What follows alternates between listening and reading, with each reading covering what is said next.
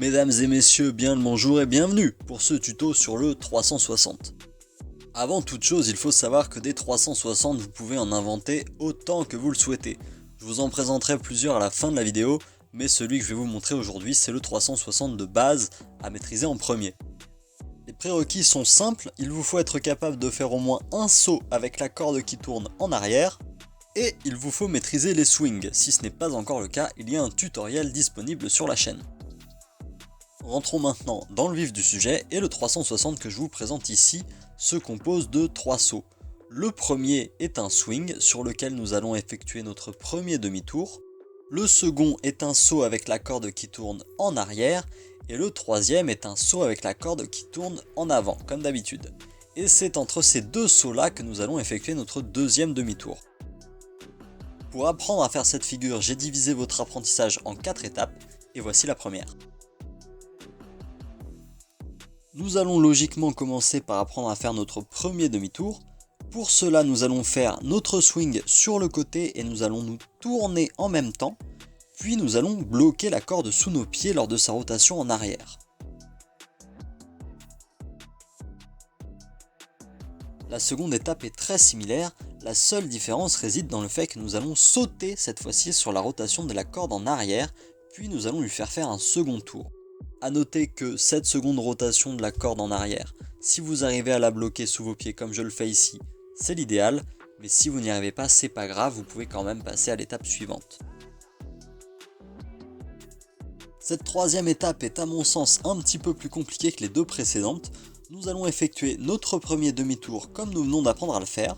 Et la clé ici, ça va être de laisser un petit peu de mou dans la corde après que nous ayons effectué notre saut en arrière pour que celle-ci nous laisse assez de temps pour nous retourner avant de retomber en avant.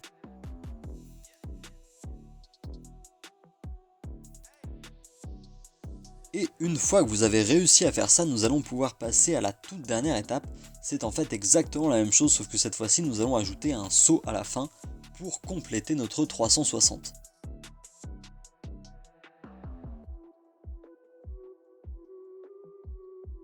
Et si vous avez du mal à faire le deuxième demi-tour, eh bien vous pouvez très bien faire ce petit exercice qui consiste à isoler cette partie du mouvement.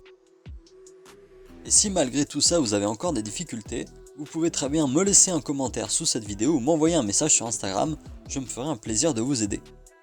La partie tuto de cette vidéo est terminée, je vais maintenant vous montrer quelques variantes du 360 que j'aime bien et qui feront peut-être l'objet de prochains tutoriels.